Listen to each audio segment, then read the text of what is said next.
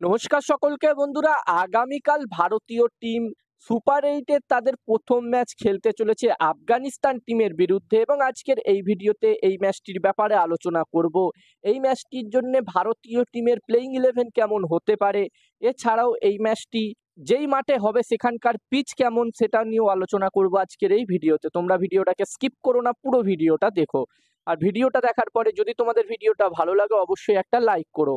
যেখানে বন্ধুরা ভারতীয় টিম একটি ম্যাচও না হেরে গ্রুপে টপ হিসাবে কোয়ালিফাই করেছে সুপার এইটে এবং ভারত যেই গ্রুপে আছে সেই গ্রুপে ভারতের সাথে আফগানিস্তান, বাংলাদেশ এবং অস্ট্রেলিয়া টিম আছে এবং ভারতীয় টিম তাদের প্রথম ম্যাচ খেলতে চলেছে আফগানিস্তান টিমের বিরুদ্ধে। এবং বন্ধুরা এখনো পর্যন্ত আফগানিস্তান টিম ভারতীয় টিমকে কিন্তু টি-20 ওয়ার্ল্ড কাপে একটি ম্যাচও হারাতে পারেনি। যেখানে বন্ধুরা এই ম্যাচটি হতে চলেছে বারবাডোসে। আর সবার প্রথমে এখানকার পিচ নিয়ে যদি আমি কথা বলি, তো বন্ধুরা এখানকার পিচ কিন্তু ব্যাটিং ফ্রেন্ডলি পিচ হয়ে থাকে। এই বারবাডোসে আমরা দেখে থাকি হাই স্কোরিং ম্যাচ কিন্তু হয়, যেখানে কিছুদিন আগেই ইংল্যান্ডের একটি ম্যাচ আমরা দেখেছিলাম যেখানে ইংল্যান্ড টিম প্রথমে ব্যাটিং করে 200+ স্কোর করেছিল। তো এখানে হাই স্কোরিং ম্যাচে আমরা একটি দেখতে পাবো, এরকমই আশা করা যাচ্ছে।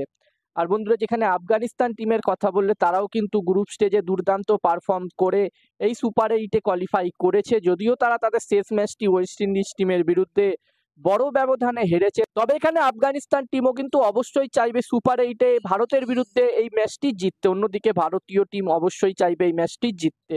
এবার দেখার বিষয় থাকবে এই ম্যাচটিতে কোন টিম জয়লাভ করে। আর এখানে তোমাদের কি মনে হচ্ছে এই ম্যাচটি কোন টিম জিততে পারে কমেন্ট করে কমেন্ট বক্সে জানাতে পারো।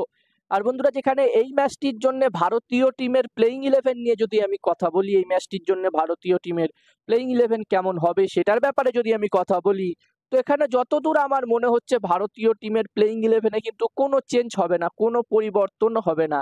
তারা তাদের উইনিং কম্বিনেশন নিয়েই খেলবে।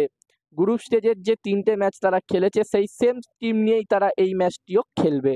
এবার দেখার বিষয় থাকবে ভারতীয় টিম এখানে কি সিদ্ধান্ত নেয়। তারা 8টা ব্যাটিং অপশন নিয়ে খেলে নাকি জাদেজা বা আকসার পাটেলের জায়গায় স্পিন বোলার দলে নেয়, কুলদীপ যাদব না হলে যুজবেন্দ্র চাহালকে দলে নেয়। এখানে দেখার বিষয় থাকবে এখানে ভারতীয় টিম কি সিদ্ধান্ত নেয়।